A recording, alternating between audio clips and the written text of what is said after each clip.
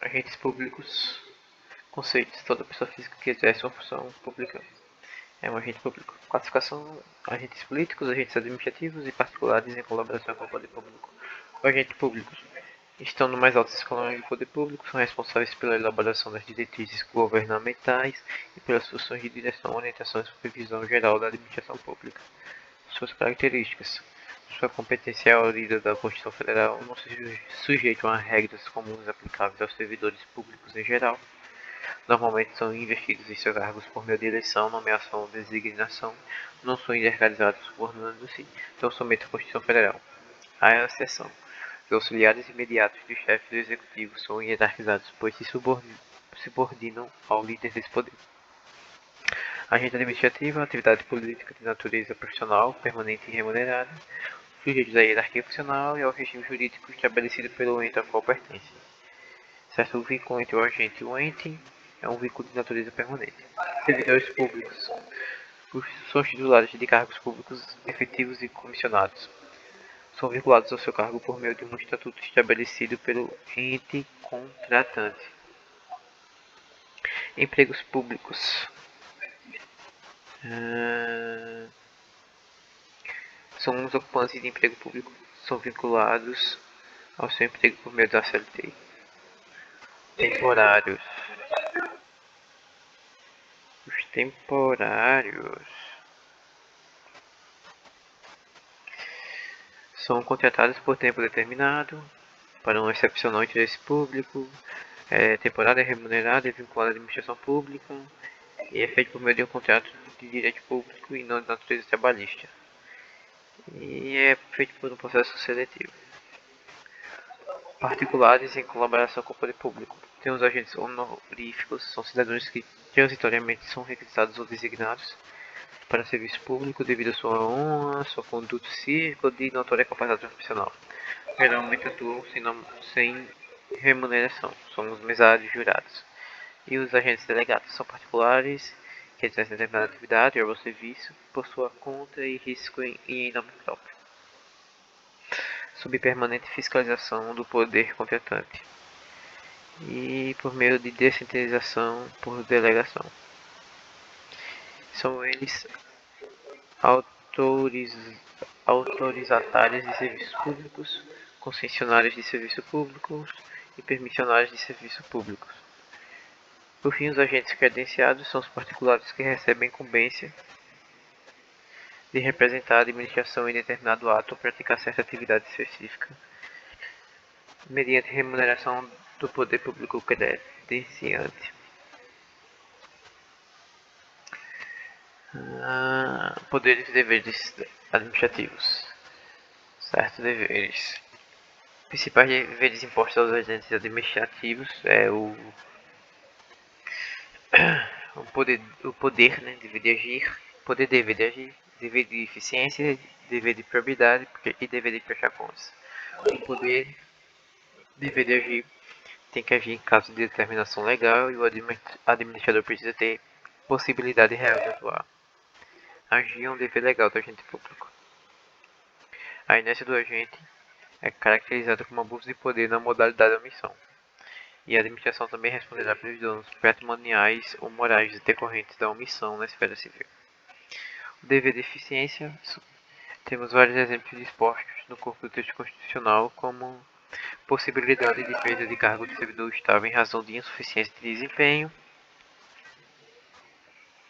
o estabelecimento como condição para o ganho da estabilidade de avaliação de desempenho, a possibilidade de celebração de contratos de gestão, a exigência de participação do servidor público em cursos de aperfeiçoamento profissional como dos requisitos para a promoção na carreira. Dever de probidade: atuar sempre com ética, honestidade e boa-fé, em consonância com o princípio de moralidade administrativa. Certo? Quais são seus efeitos caso haja a quebra disso?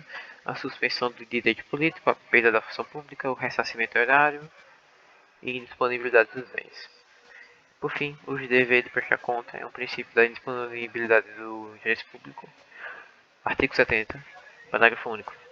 Constituição Federal. Prestará contas a qualquer pessoa, física ou jurídica, pública ou privada, que utilize, arrecade, guarde, gerencie ou administre dinheiro, bens, valores públicos ou pelos quais a União responda, ou que, em nome dessa, assuma obrigações de natureza pecuniária. Poderes administrativos. Cumprir suas finalidades. Temos o poder vinculado, o discricionário, o hierárquico, o disciplinar, regulamentar e o de polícia. Poder de polícia. Quer dizer, poder vinculado.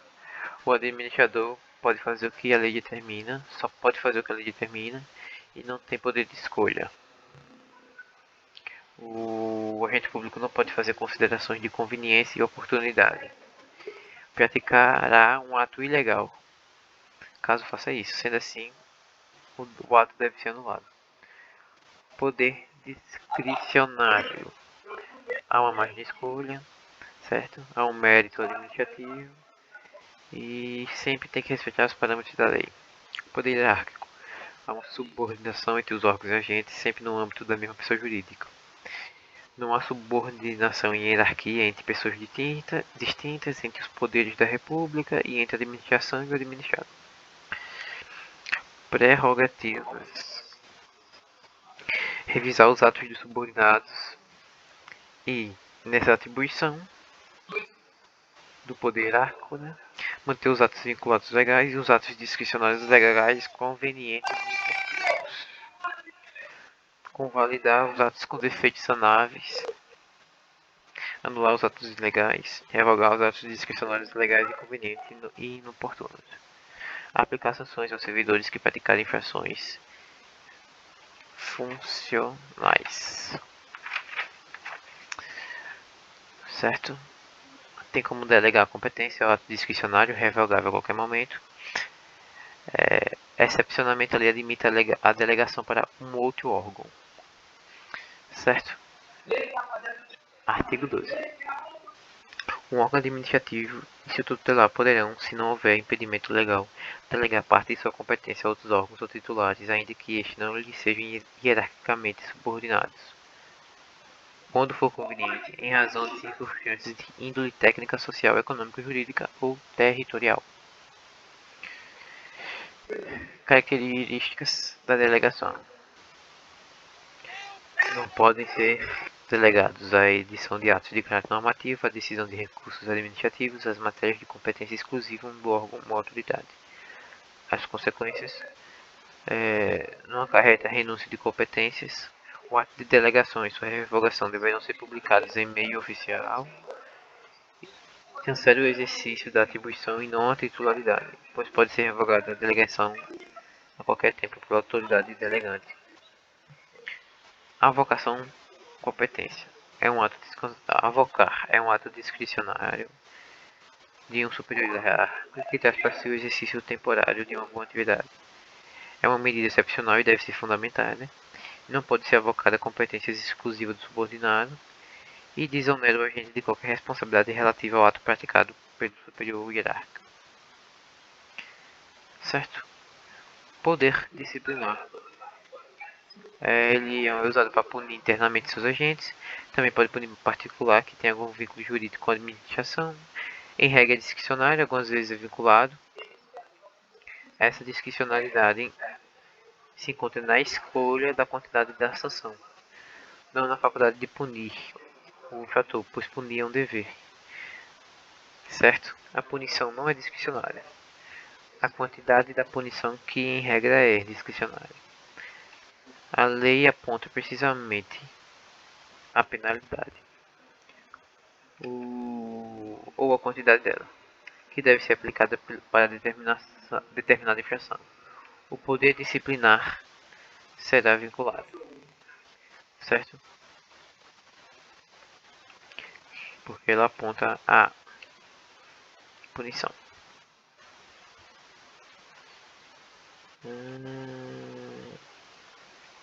Porém, é importante lembrar que quando ali apontar precisamente a penalidade ou a quantidade dela, que deve ser aplicada para determinada infração, o poder disciplinar será vinculado. Poder regulamentar.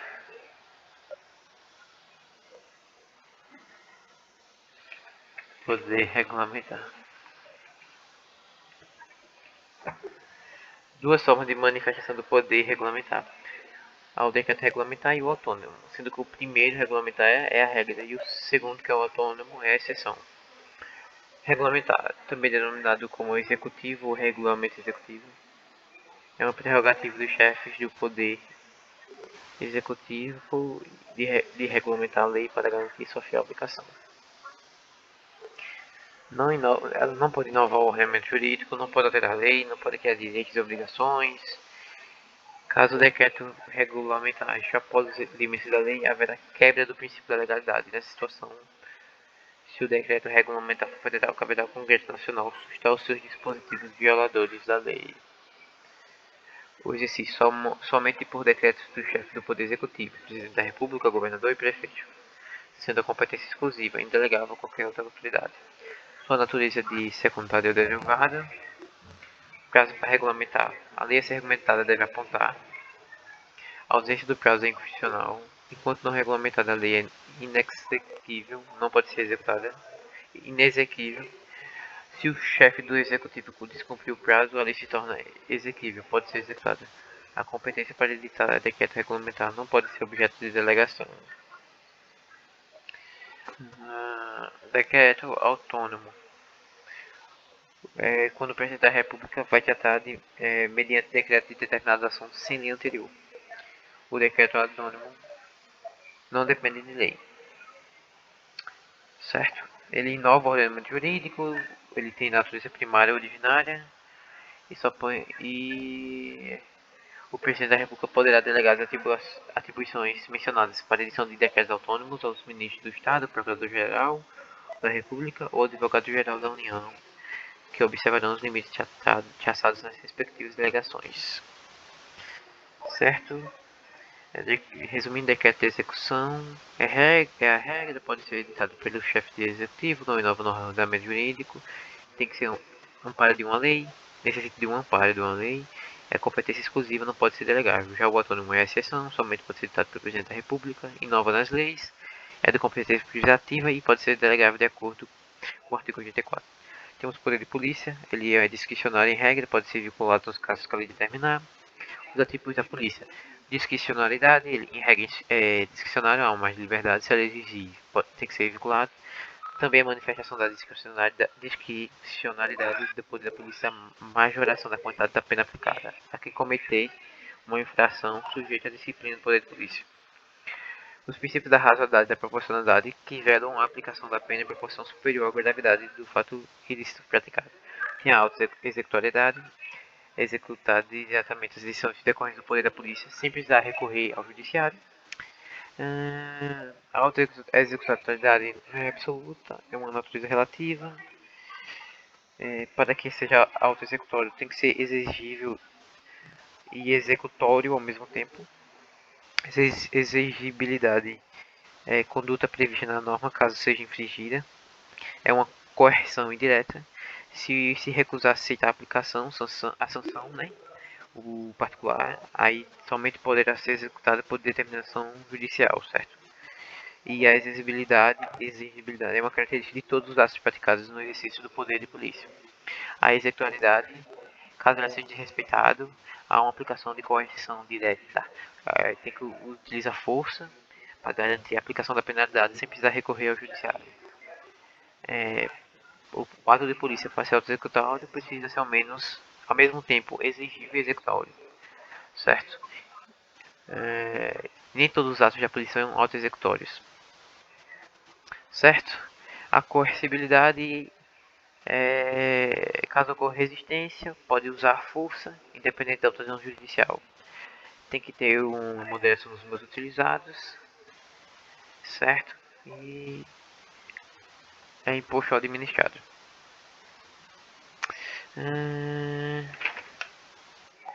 Irei continuar no próximo.